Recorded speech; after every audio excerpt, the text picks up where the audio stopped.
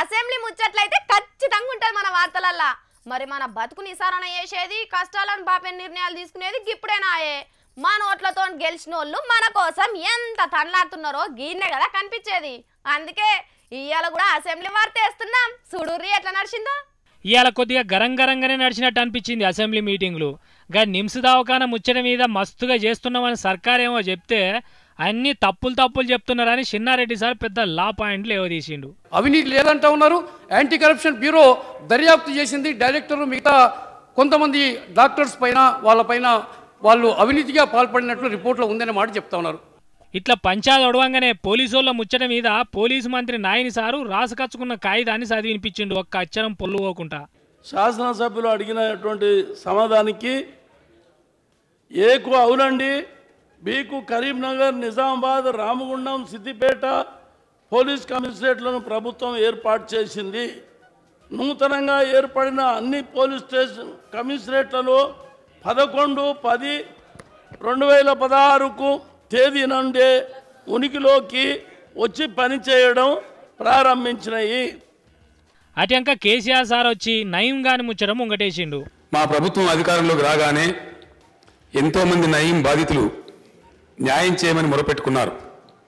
దీంతో తీవ్రమైన అసాంఘిక శక్తిగా మారిన నయం ముఠాను కఠినంగా అణిచివేయాలని రాష్ట్ర ప్రభుత్వం నిర్ణయించింది. ఆ దిశగా చర్యలు చేపట్టవలసిందిగా పోలీసును ఆదేశించింది. ప్రభుత్వ ఆదేశాల మేరకు పోలీస్ శాఖ నయీం కదలికల మీద నిరంతర నిఘా పెట్టింది. గత ఆగస్టు 8వ తేదీన నయీం ముఠా షాద్నగర్లోని మిలీనియం టౌన్షిప్ పరిసర ప్రాంతంలో మారణాయుధాలతో సంచరిస్తున్నట్టు సమాచారం అందుకున్న పోలీసులు అక్కడికి చేరుకుని అరెస్టు చేయడానికి ప్రయత్నించారు. ఆ సందర్భంగా జరిగిన ఎదురుకాల్పుల్లో నయీం హతమయ్యాడు. ఇక చూడూరి అసలు కథ ఎట్లా నడిచిందో. ఆ పాపం అంతా మీదేనా నడిదిక్కు జీవన్ రెడ్డి సారు అంతా మీరే చేసిరని కేసీఆర్ సారు మస్తుగా మాట్లాడుకున్నారు. ఏం నాయనా, ఈ పాపం ఏం చేస్తే ఆనాడు 99 నుండి 2004 మధ్య కాలంలో అధికారంలో ఉన్నటువంటి ఒక మంత్రివర్గ సభ్యులు ఇవాళ సగం మంది మీ దగ్గర కూర్చున్నారు. ఇవాళ మీ క్యాబినెట్ లో మీకు నాయకత్వం వహిస్తున్నాను చెప్పంటూ నేను వీళ్ళు వాళ్ళు కాదా? జీవన్ రెడ్డి గారు చాలా సీనియర్ శాసనసభ్యుడు. ఆయన ఆక్రోశం ఏందో వాళ్ళకి అర్థమైతలేదు. ఏం చెప్పదలుచుకున్నాడు నాకు అర్థం కాదు. ఈ పిశాచి స్వైర విహారం చేస్తున్నప్పుడు ఆయన కూడా క్యాబినెట్ మంత్రి. అందరం ఉన్నామండి, ఎవరు లేరు.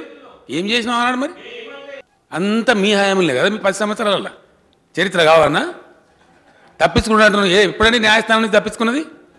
న్యాయస్థానం నుంచి తప్పించుకోవడానికి సాక్షిగా ఉండి అప్రూవర్ బారిన వ్యక్తిని మీ ప్రభుత్వం డీజీపీగా నియమించింది. మాట్లాడదామా అవన్నీ?